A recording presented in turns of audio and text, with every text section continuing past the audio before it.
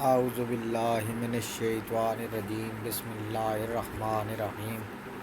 زید Islamic T V کے بینور بھائیو السلام علیکم۔ آج ہم آپ کو سناتے ہیں علامہ مولانا ثاقب رضا مصطفی صاحب کا بہت اچھا بیان، جس میں وہ بتا رہے ہیں کہ جو کوئی قسمت میں ہوتا ہے وہی ملتا ہے، وہ مل کر نہیں رہتا ہے، یا انسان کچھ بھی کرے۔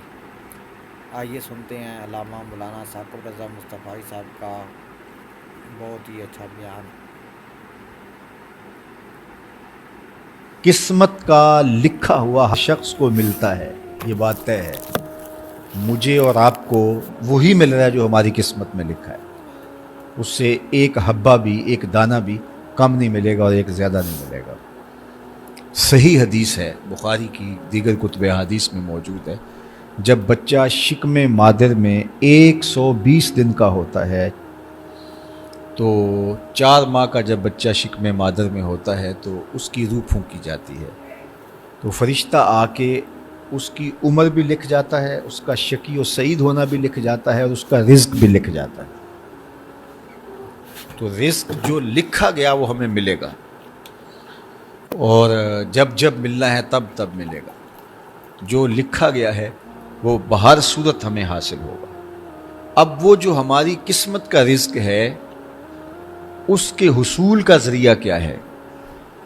بذریعہ حلال ملتا ہے یا اس کے ذرائع حصول کے وہ حرام ہیں؟ تو یہ اللہ کے ذکر کو چھوڑنے کی سزا یہ ہے کہ ملا وہی جو قسمت کا تھا، لیکن دولت عثمان نہ ملی، دولت قارون ملی۔ لکھا جو تھا، مقسوم تھا، ملا وہی، ایک دانہ بھی زیادہ نہیں ملا اور ایک دانہ بھی کم نہیں ملا، لیکن اس کی سزا کاٹنی پڑے گی، اس لیے کہ حصول کے ذرائع حرام تھے۔ تو حضرت اکرمہ رضی اللہ تعالیٰ عنہ فرماتے ہیں کسبن حرامن، تو معیشت تنگ کیسے ہوتی ہے؟ بندہ کہتا ہے کہ یہ تو بڑا کما رہا ہے، لیکن کما بذریعہ حرام رہا۔ اللہ اکبر۔ بعض اوقات کچھ لوگ محنت کر کے بھی حرام کماتے ہیں۔ ہم نے دیکھا کہ اس گرمی میں جو لوگ مزدوری کرتے ہیں، اور بالخصوص لوہے کی بھٹی پہ جو کام کرنے والے ہیں، کتنا سخت کام ہے، لیکن وہاں بھی جو ہے وہ چاہے 15-20 منٹ جو ہے وہ خیانت کر کے اپنے اس رزق کو حرام بنا لیں اور ناجائز کر لیں، اتنی مشقت کے باوجود بھی کیتی کتری پئی خو محمد تے سکہ بنیا زردہ۔ تو ایک سودا ایسے بھی بک جاتا اگر 2 منٹ گاہک کو دیتا، لیکن جھوٹی قسم کھا لی اور وہ لے کے چلا گیا، سودا تو بک گیا لیکن ذریعہ اس کا حرام ہو گیا۔ یہ ذرا دیکھیے، جھوٹی قسم کھانے والے کو اللہ نظر رحمت سے بھی نہیں دے گا، اتنی بڑی سزا ہے اس کی۔ اور نہ بکتا کوئی اور آ کے لے جاتا۔ جو قسمت میں لکھا ہے وہ تو آپ کا ہر صورت میں ہوگا، لیکن کچھ لوگوں کو اللہ کے ذکر کو چھوڑنے کا نتیجہ یہ ملتا ہے کہ پھر وہ ان کے ذرائع آمدنی جو ہوتے ہیں، محنت کے باوجود بھی کسب حرام ہو جاتا ہے کسی نہ کسی وجہ سے۔ کئی لوگ دودھ اکٹھا کرتے رہتے ہیں، آخر میں ایک قطرہ پیشاب کا ڈال دیتے ہیں۔ سادہ مثال آپ کے سامنے ہے، کتنی محنت سے وہ کیا تھا، تو اپنی ساری محنت کو ضائع کر دیتے اور حرام کا ٹانکا لگا دیتے، ایک قطرے سے وہ سارا ضائع کر بیٹھتے۔ تو یہ اللہ کے ذکر سے منہ موڑنے کا نتیجہ ہے۔ جب تمہارے دل اللہ کی یاد سے خالی ہو جائیں گے، تمہاری زندگیوں میں قرآن نہیں ہوگا، تمہاری زندگیوں کے اندر اسلام کے اجالے نہیں ہوں گے، تو پھر نتیجہ کیا ہوگا کہ معیشت دنک کیا ہے؟ کسبن حرامن۔ دوسرا معنی کہ تنگ زندگی، تلخ زندگی، جو حضرت عبداللہ ابن عباس سے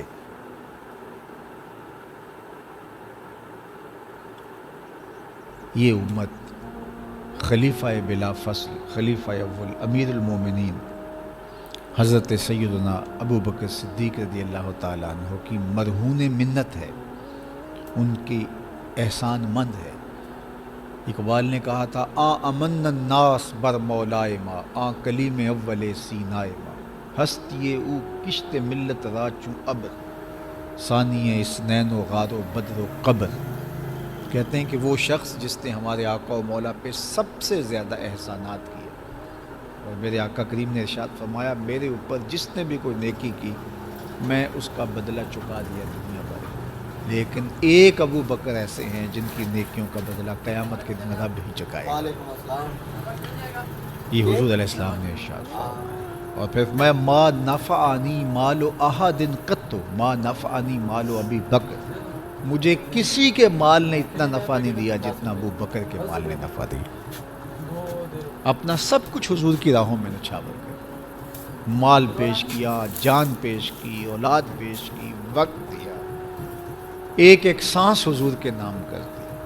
کہتے ہیں حضور علیہ السلام کا سایہ نہیں تھا، لیکن ابو بکر رضی اللہ تعالیٰ عنہ سایہ بن کے حضور کے ساتھ رہے، سائے کی طرح حضور کے ساتھ رہے.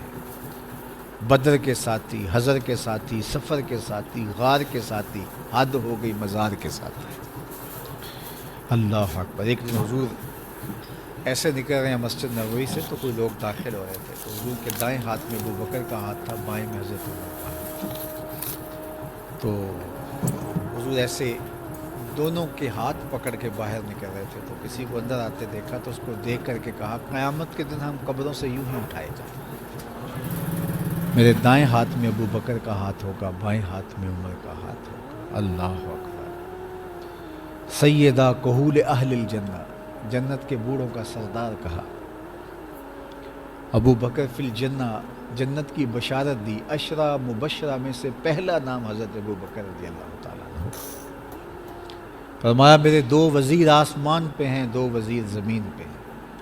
آسمان پہ میرے دو وزیروں کا نام جبرائیل و میکائیل ہے، اور زمین پہ اوپر میرے دو جو وزیر ہیں، ایک کا نام ابو بکر ہے، ایک کا نام عمر ہے. تو کیا شان ہے حضرت ابو بکر صدیق رضی اللہ تعالیٰ. ہر نبی کا صحابی عظمتوں کے معراج پہ ہے، لیکن جو شان حضور کے اس جان نثار کو دی گئی ہے، اللہ اکبر. قرآن نے بھی کہا نا وَثَانِيَ اثْنَيْنِ إِذْ هُمَا فِي الْغَارِ. اللہ اکبر. دو میں سے دوسرا، اللہ اکبر. جب وہ غار میں تھے، دو میں سے دوسرا. اس لفظ کی خوبصورتی ملاحظہ کیجیے، دو میں سے دوسرا. حضرت عمر کہا کرتے تھے، حضرت صدیق اکبر کا ذکر کرتے ساتھ رو پڑتے اور کہتے کہ ابو بکر میری ساری زندگی کی نیکیاں لے لیں، وہ غار والی ایک نیکی مجھے دے دیں. ساری نیکیاں زندگی کی ابو بکر لے لیں، ایک نیکی غار والی مجھے دے دیں. تو ان کی ساری نیکیاں ایک طرف اور ابو بکر کی ایک نیکی. اور حضرت عمر کہا کرتے تھے کاش میں ابو بکر کے سینے کا بال ہی ہوتا. کوئی کم شان ہے؟ یہ حضرت عمر کہہ رہے ہیں. یہ عمر جس کے بارے میں میرے حضور علیہ السلام نے فرمایا کہ میرے بعد اگر نبوت کا دروازہ بند نہ ہوا ہوتا، میرے بعد اگر کسی نے نبی ہونا ہوتا تو وہ عمر ہوتا. اتنی شانوں کے مالک.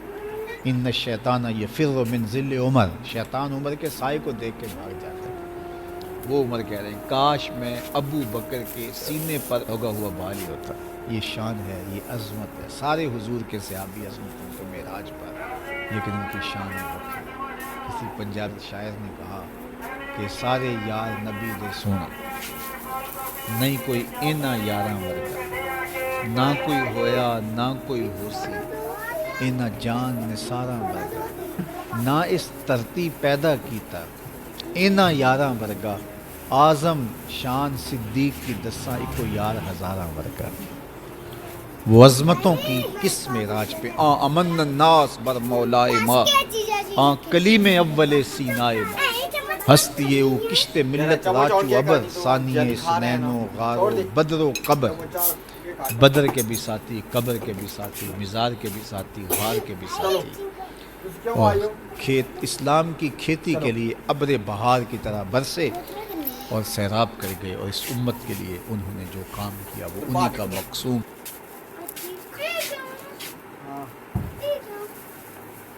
آپ کہنے آئے ہو بھئی جاؤں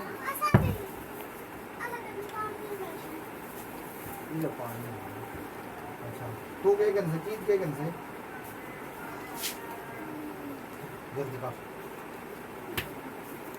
ٹوپیاں پا کے آپ کو نا صرف تو پڑ والی کرنی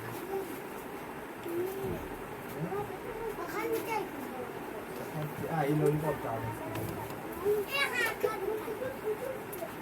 نہیں کھاتا نہیں جالی کھا رہے ہو نا چلو کار بوتل پی سننا ہاں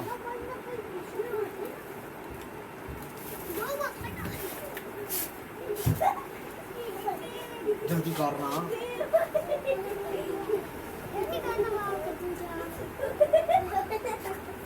پنجا پنجا کا جوس چاہ